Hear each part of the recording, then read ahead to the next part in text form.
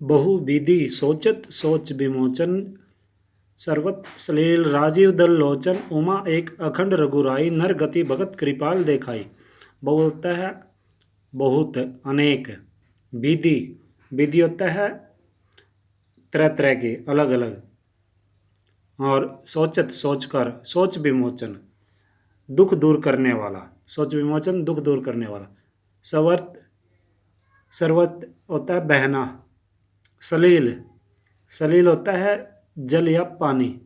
राजीव, राजीव होता है दल, राजीव दल लोचन, यानी कि कमल के पत्ते रूपी दोनों नेत्र। राजीव दल और लोचन नेत्र। उमा, उमा होते हैं क्रांति या पार्वती या शांति। अखंड, जिसके टुकड़े न किए जा सके। रघुराई, रघुवंश के पुत्र अर्थात राम जी।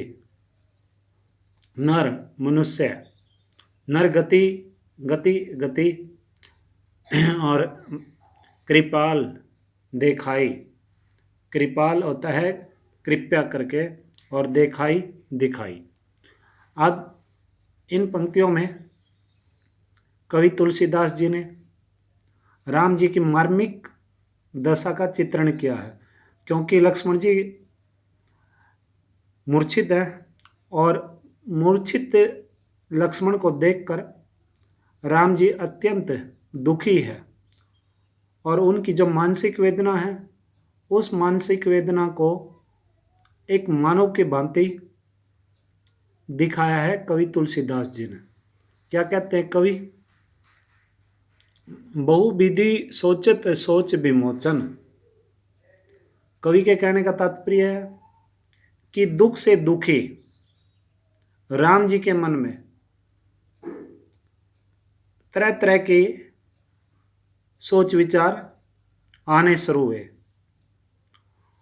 और वो अपने दुख को उन्होंने क्या किया, तरह तरह के सोच विचार जैसे ही राम जी के मन में आए तो उन्होंने अपने दुख को उन तरह तरह के सोच विचार से दूर किया।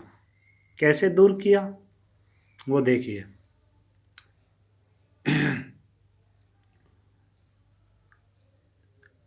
सर्वत सलील राजीव दल लोचन, उनके जो नेत्र थे राम जी के, वो कमल के पत्ते के समान सुंदर नेत्र थे। जैसे कमल का पत्ता होता है वैसे ही राम जी के जो नेत्र थे वो भी कमल के पत्ते के समान सुंदर थे। और उन सुंदर नेत्रों से, जो कमल के समान, कमल के पत्ते के समान जो सुंदर नेत्र थे, उन नेत्रों से आंसू बहने शुरू हो गए। अब राम जी को कमल नयन भी कहा जाता है, आप सभी को शायद न पता हो। तो जिस समय माता सीता जी की खोज की जा रही थी तो राम जी को समुद्र को लांघना था, और उस समय देवी शक्ति की पूजा की राम जी ने, और उस देवी शक्ति की पूजा के लिए 108 कमलों की आवश्यकता पड़ी। तो राम जी ध्यानमग्न हो गए कमल देवी के चरणों में। जैसे जैसे राम जी उन स्टेप बाय स्टेप कर्मानुसार उन कमल के फूलों को रखते गए ऊपर, तो राम जी का ध्यान और ज़्यादा बढ़ता गया। अब जब अंतिम यानी कि 108वां कमल का जो फूल था, जब वो देवी के चरणों में उन्होंने अर्पित करना था, तो उस समय क्या हुआ, उस समय राम जी के पास से देवी ने राम जी की परीक्षा के लेने के लिए उस कमल के फूल को वहाँ से चुरा लिया। अब जैसे ही राम जी ने हाथ लगाया उस कमल के फूल को उठाने के लिए, तो क्या हुआ, राम जी को वो कमल का फूल नहीं प्राप्त हुआ।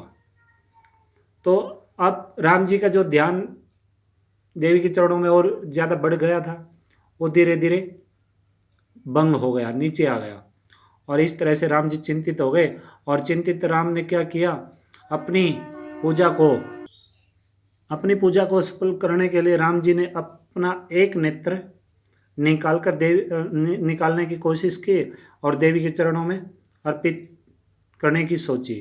तो जैसे ही राम जी ने अपना एक नेत्र निकालने के लिए तैयार हुए तो तुरंत देवी प्रकट हुई, क्योंकि राम जी को याद आया कि बचपन में राम जी की माँ राम जी को कमल नयन भी कहते थे, इसलिए राम जी को यहाँ पर कमल नयन कहा गया, रूपक अलंकार है।